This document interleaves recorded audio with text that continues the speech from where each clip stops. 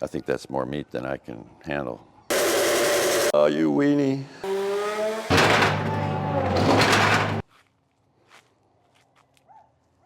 I'm going to take that live edge off right there because a design element that I don't really like on this size, a piece. I have something else in mind. I'm going to make a bench out of this, a small bench. And I don't like this round edge for that. What is it? 1, 2, 2.5. Hey, Toots. Okay, I'll bite the bullet and cut it here.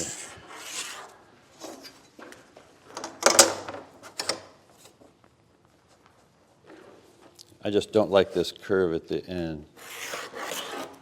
I got a bumblebee that thinks this workbench is his nest, so I have to share my workbench with the bumblebee. Kind of an endangered species around here, so we don't dare discourage them nesting anywhere they want to nest. I have nesting blocks out for them, but they seem to prefer my carport beams. You can see this ruler's been around a while. That's where I hit it with a router. And here, because I had a bright idea using this narrow-ass ruler as a router straight edge, a router guide. Oh, that was a mistake. Not only did I ruin my ruler, I almost jacked myself up too. So, oh, that line looks perfectly terrible.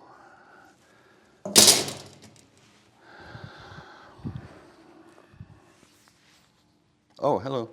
There's a bee right near my ear. Where is it? Oh, you weenie. Oh, that's not the kind of bee you'd be allergic to. Honeybees are the ones that's most likely to sting you. That guy there just looking for a place to land and rest. Oh, I tried a single leg with a little loop under it here and a single leg. I tried 2 legs here and 2 legs here. No, wasn't feeling it, yeah. So I think now I'm going to put a different configuration on here. I was thinking of doing something different. Yeah, I still have an idea in my head, not ready to share it yet, but it makes a pretty smooth cut. But without a guide, I got to follow the line on my own, and so it goes dips and doodles like that as I'm correcting. So the time it takes to set up all the track saw and all that for this smaller project, I think I would do it here because the track saw is really good for thick material. You have to go over it multiple times. And so that probably is the only reason I would do a track saw on here. And so I think I will do that. But I have to take my saw guide apart because it's set for the mountain. This has little Allens that you have to unlock in order to separate these 2 rails. You got to undo them on both sides because it has 2 rails. And then it slips apart. That one is going to be big enough. Maybe I think I'll use this one. You don't have to use the clamps on this. It's kind of non-skid already. It has this on the bottom. This kind of acts like a non-skid. As long as you don't have too much dust on there, it holds pretty good. So the trick will be get it lined up. I don't have the rubber on these anymore. It has long adiost. I estimate where that is. This is just horseshoes and hand grenades. It really does not matter where that cut goes because this is a spec piece and nobody's telling me what thickness they want anything. So.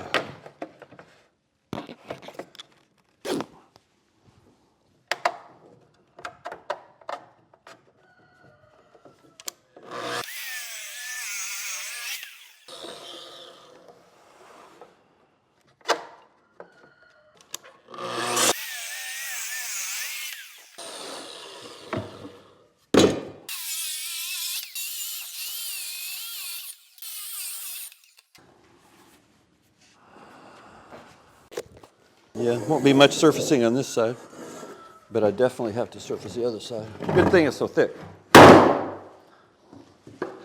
It's a thickie. They can't be surfaced. I'll probably grind off that though. This tells me how big a gap that is. Okay, let's look at that. That is about 1/4 inch or 5/16. So I'm going to reduce that to half of that and then put this wedge on the other side.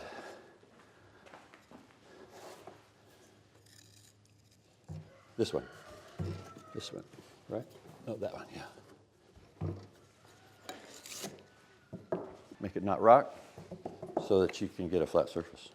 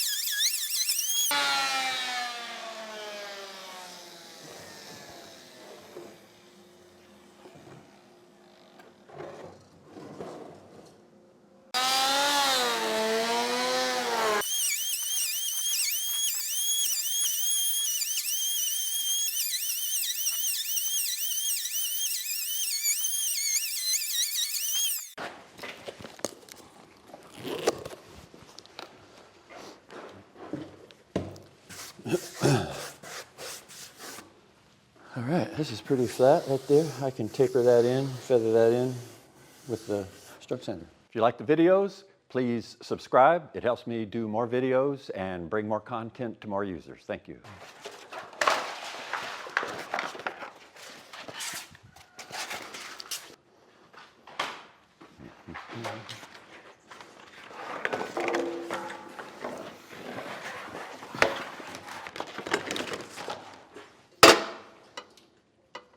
Steps every day is walking the length of this shop 1,000,000 times.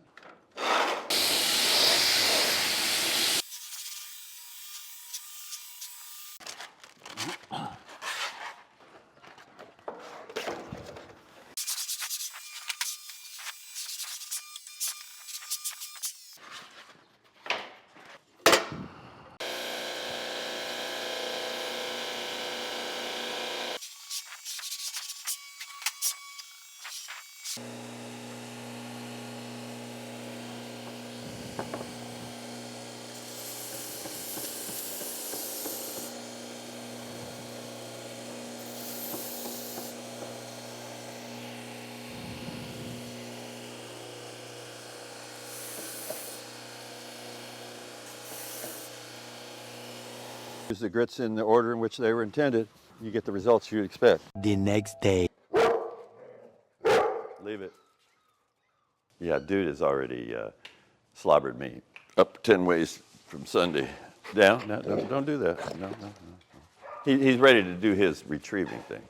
I have done some sanding and some brainstorming, and I'm thinking of a different way to support this. I'm just trying to think of the daily use of a piece that has a cantilever, you know, a lot of overhang. And in designing a piece that has that, I'm thinking of where do I want to put it? Because this is going to be one of those things that nobody's requested, and I'm going to end up needing to store somewhere. Yeah, I have a place for it already. So. But I want to build something nice, and I'm thinking this thing here is going to be veneer, or I still haven't come down on the shape. You know, it could be rectangular, it could be a big block, but it's something cantilever is kind of in my head for this piece. This is the bottom side of it. That's the upside. So I want to cantilever that piece at least to here, like 1 to 1.6. So I needed some mass on this end, and I don't want to have another leg. So I need either a lot of mass or a balancing table over there that counteracts that weight. I don't know. This is an odd shaped piece. Sometimes I get a piece like this and I'll just stand it up against the wall and I'll walk past it a few hundred times or 1,000 times. And eventually I'll settle on something. The right matching piece will come in with it, you know, the right support piece. Or I'll do a project and then I'll incorporate part of that project's ideology into this piece or something. But this is a beautiful piece of wood. I'm going to do something. I haven't really figured out what yet. I could put some simple legs on it and it would just pass as a coffee table that's nice. Maybe that's what I should do. You know, when you get time to do a spec piece, you're trying to please another customer. You. And that's hard when you don't know what you want. It's exactly the same feeling you get when the customer doesn't know what they want. It's at that point you have to steer them to what they want, because sometimes they don't know. Or at least steer them to what you can do for them. And if they like that, they stay with you, and if not, they move on. So what to do with that? That's a good question. Sometimes I just walk around out in the wood out there and find something that matches it. Or I switch to a potential candidate and clean it up and mock it up and see if there's something there. Let's go do that. Let's get that big hunk that I thought was going to go with this, but I didn't know exactly how the two would go together. Yeah, I do work in sandals. It's just hot.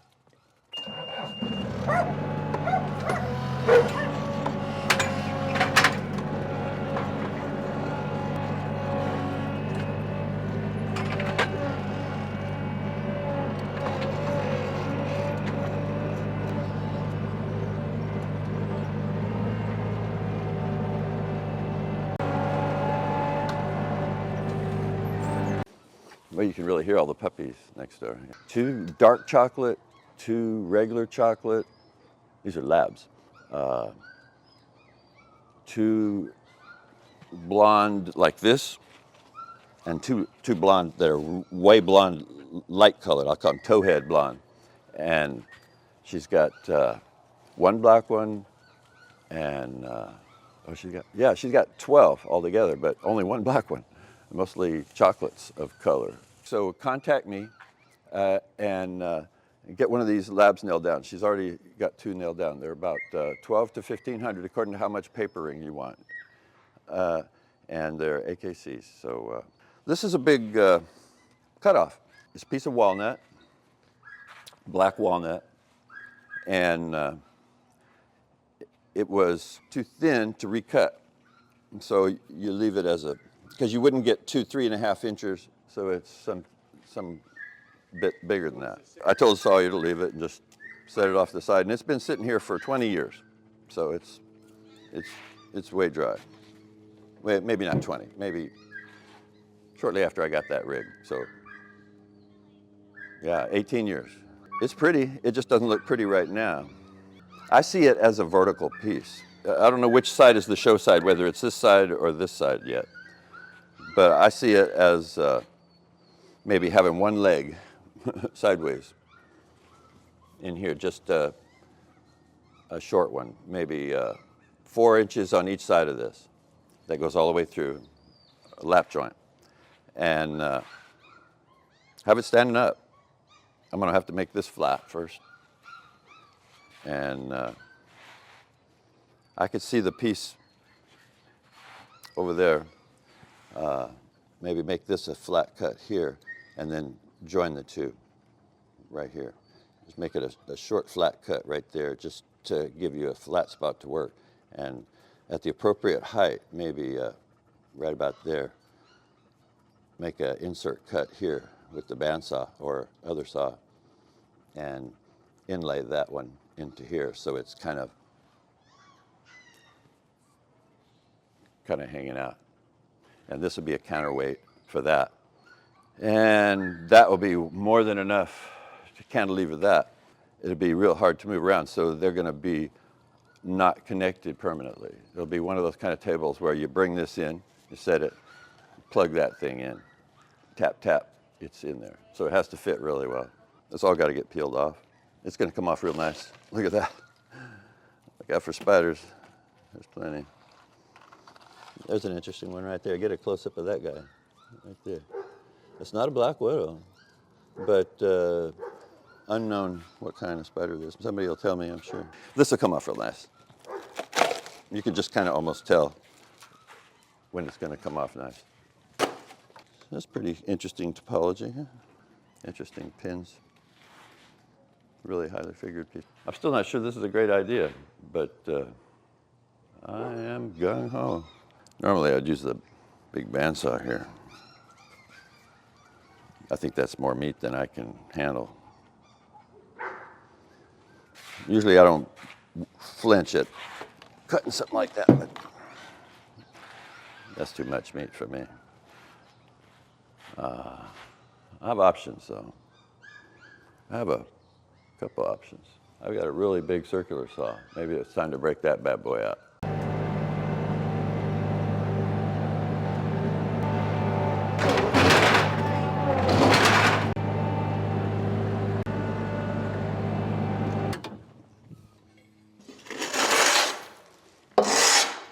Yeah, it has to be that way. Do I have a marker?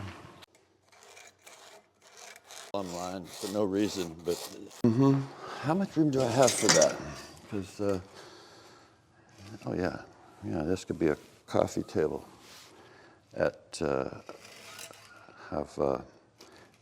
this part is squared here, so for a coffee table it needs to be squared there, so coffee table height is here. I'm seeing it now, I am seeing it. Let me make 2 more lines on here.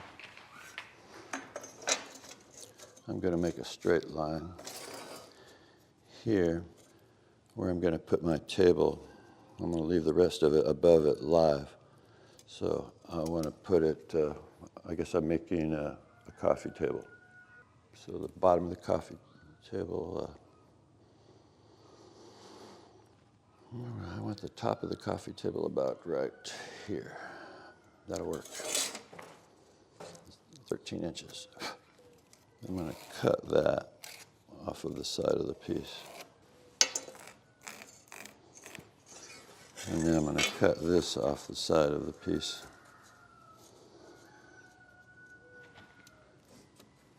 $13 I don't want to cut much off because I want to maintain the big massola thing I got going here.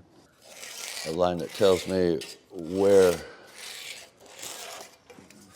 the tabletop is. Okay, so here's where our tabletop is going to get mounted in that plane, and maybe here and here. And this is going to be a square monolith in the side, and it's going to go up. It's going to have a little live edge spot here and a little live edge spot there. It's going to have a flat edge here and a flat edge there. So this just this tiny small spot is going to be live edge, and this tiny little spot here is going to be live edge. Everything else is going to be square. It'll be inlaid in about this far, whatever is feng shui. Okay, so if that's square to there, it's square to there. So it's got to get laid in. It's got to get laid in that far. Good. Now let's break out that big killer tool. But I will do it freehand. I'm not sure if I'll cut this way or that way or both. Let's not knock it off of here.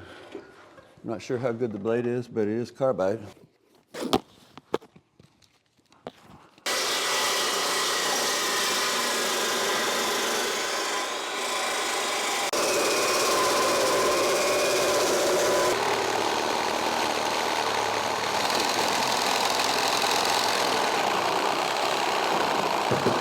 Could have done with that with a chainsaw, but now you'd have a whole lot of cleaning up to do. I'm thinking I can leave it full depth and still get what I want here. So there's not really that much to remove.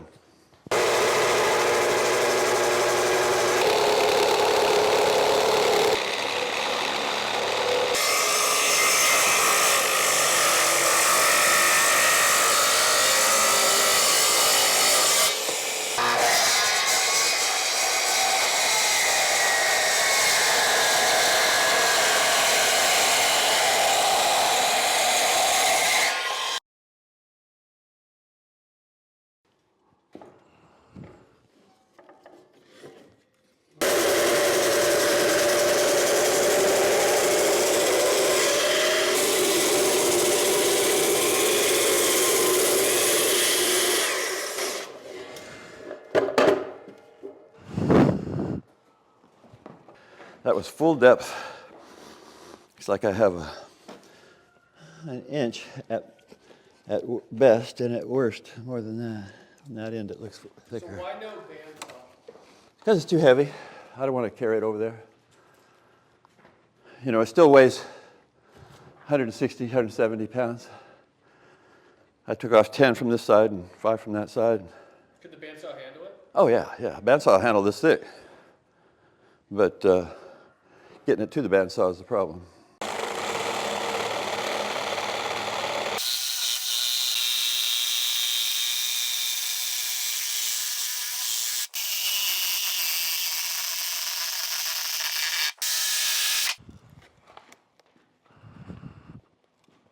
I'll fix all that with the bandsaw or the mini planer. Now that it's a manageable size piece, it'd be easy to just come in with the bandsaw. And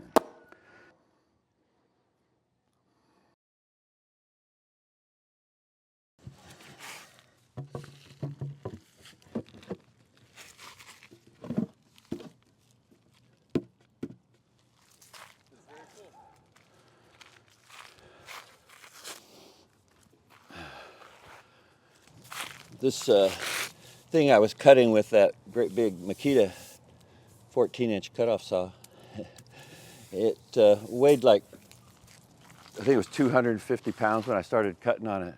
Brought it in with the Bobcat. I think it ended up around 95 pounds. It's a real good counterweight to this cantilever. It takes more pressure than I can push with one finger. Take 2 fingers worth of pressure, maybe 25 pounds to tip that. But it's perfect for a plant vase or remote control, or you could sit and eat without obstruction, you know, your feet cross-legged. 2 people can sit at that little coffee table. And on this side, ooh, I can't spin it. And on this side, we got a little turquoise lightning bolt. The store Bema Loft has requested that I put it in their store, and he said he'll buy it, but when I quoted the price, he hadn't gotten back to me. So I was even contemplating putting another table like this on this side, you know, make a nice long table out of it. I see that would work on this. If you like the videos, please subscribe. It helps me do more videos and bring more content to more users. Thank you.